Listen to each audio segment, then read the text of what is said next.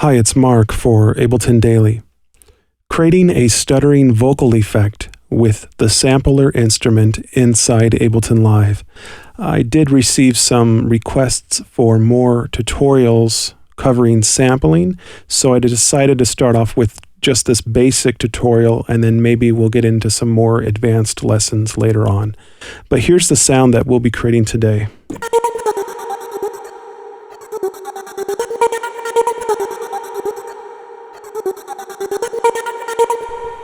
Okay, pretty cool. You can hear that the sample's going back and forth and that it's being modulated by sampler. And I'll show you how to do all this. A really cool thing about sampler is that we can drag clips from the timeline right into the instrument. Like let's say I'll just drag in another vocal track here or another vocal clip, and let's hear what this sounds like.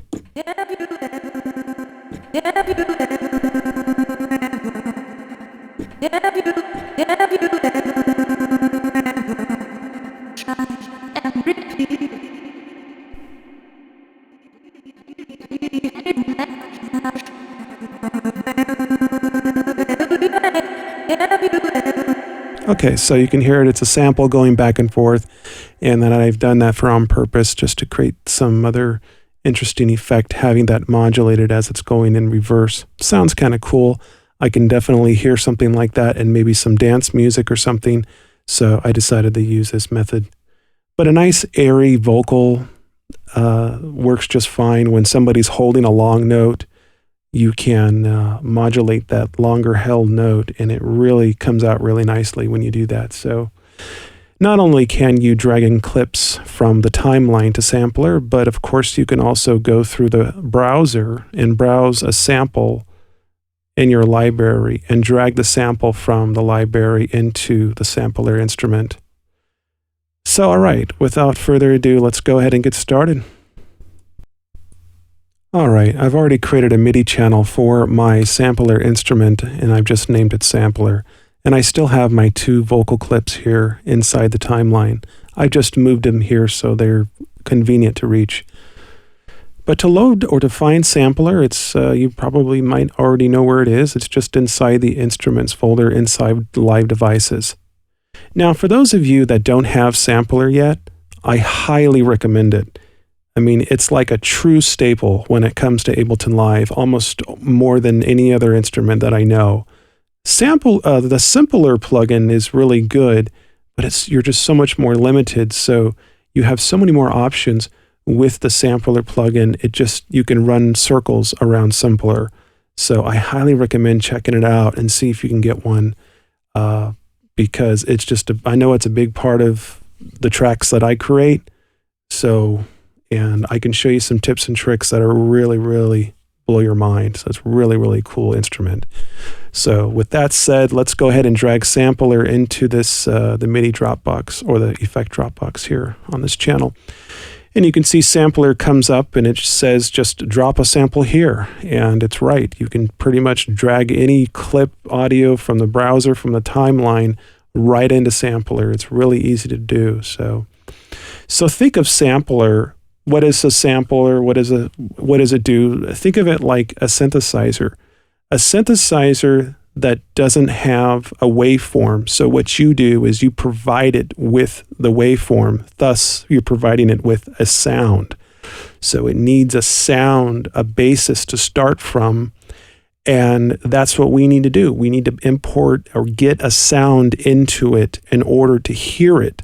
So what I'm going to do is start off with just one of the vocal tracks that we have here, or vocal clips that I've saved. I'm going to just drag one of these clips from the timeline right into sampler. There we go. And now I can press the keys on the controller and it should play back. It should play back if you have a controller set up. And I'll go ahead and turn up the volume so you can hear this a little bit better.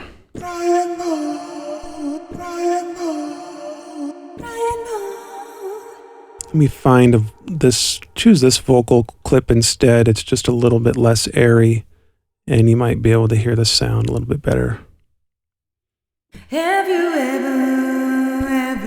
There you go. And you can see that I do have some reverb sent to this channel. So I'll go ahead and turn that off because that's almost like cheating if I'm using, or if you don't know that I'm having the reverb, it's not going to sound right for you. So here's the sound just as it is in sampler. Have you ever So I'm pressing the root key C on the keyboard, and you can set the root key from here.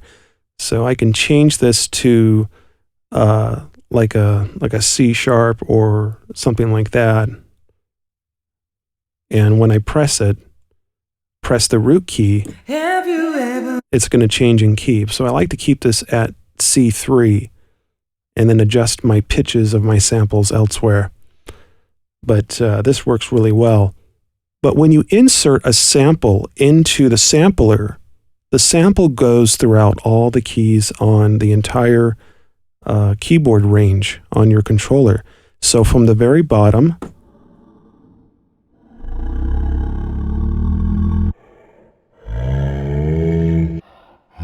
the very high portion, a higher octave range at the other right end of the keyboard.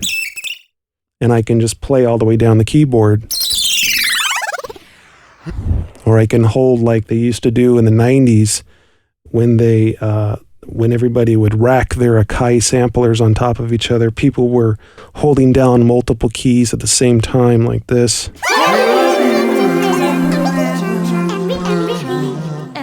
So you can also do that. I do different experimental things in my music where I'm doing something similar to this.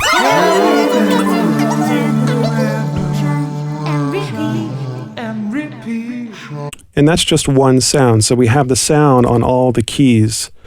And that's really cool. But what we're going to do here is we're going to focus on one key. And we're going to almost like synthesize this sound. And so we've imported it in here. And we can do several things. On what happens when we hold down the key, you can see this little orange line going across the sample. And that tells you the area and what you're hearing when you're viewing the waveform. I'll go ahead and press this key and you can watch this orange line go throughout. Have you ever tried and repeat? You see that? And then it goes away, but I'm still holding down the key. But what I can do, I can have the sample repeat over and over again by pressing this button right here. And I'll change the start time so it comes in just a little bit quicker. Have you ever tried and repeat? Have you ever? And now it repeats. I'm still holding down the key on the keyboard. And repeat. Have you ever? And you can also play the sample forward and have it reverse and go back and forth over the sample. So I'll just show you. I'll click right here, and now you're going forward and backward and forward and backward. I'll go ahead and play. Have you ever tried and repeat? Okay, I'll release I'll release my finger and it stops. Another cool thing is you can change the amp just like you can in a synthesizer where you have the attack, the decay, and the release time. Currently, there's no release, or a very short release anyway, so there's really not enough of it to really tell that it's releasing. Releasing meaning that when you lift your finger off the key on the keyboard, the sound remains to play and slowly fades out, depending on how many seconds you have the release set to. Okay? So what I'm going to do is increase the release over on the Filter Global tab right here. Have you ever? And I just tap the key on the keyboard, and now you can see that it sustains or releases for 2 seconds. Listen. Have you ever? As opposed to not having any release at all, the sample just stops as soon as I lift my finger off the key. Have you ever? Okay? So that's completely optional right there. But the whole point of this particular video is to show you how to stutter the sound. And that's over on the Modulation tab. Setting up a basic LFO, which is a low frequency oscillator. You can select which type of waveform you would like to modulate and where you're sending and what you're doing with this type of modulation. But this is almost over, and I'm going to show you really quickly. This is all you have to do is turn up the volume. We are adjusting the percentage of how the volume is affected with just this modulation on this LFO.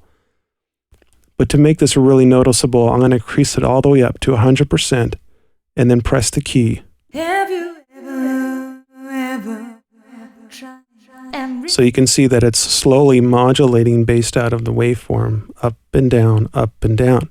And if I shorter, or if I increase the frequency, the waveforms get closer together. And now I'll play it back. have you ever tried and repeat? Now for a more choppy sound, it's really a lot of fun to use the square wave. So that cuts the sound. The waveform is just on and off, and you can hear that. Listen. Have you But I could speed it up and to give it a little bit better effect. Have you tried and repeat? You can also modulate the pan. So if I add the pan into the situation here, then we're modulating the volume of the sound and the pan as well. Listen.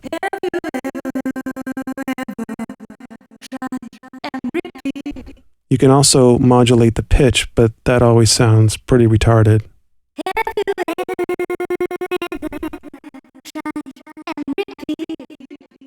Anyway, so that's how we can do that. That's how we can create some type of stuttering effect. And at any time, you can drag in to Sampler another audio clip from the timeline, even a drum loop, drum snare. It doesn't really matter, a horn or something like that. As soon as you drag it in, though, the modulation settings remain the same. However, the sustain mode changes as soon as you drag in a new sample.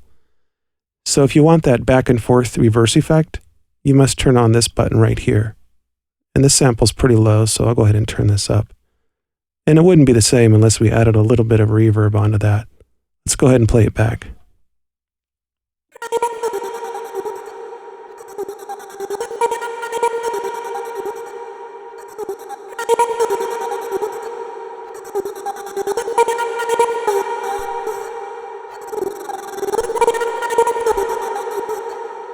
Hope you enjoyed the lesson. This is Mark. If you liked the video, please subscribe or send me a comment. Thanks for watching. I'll see you on the next one. Take care.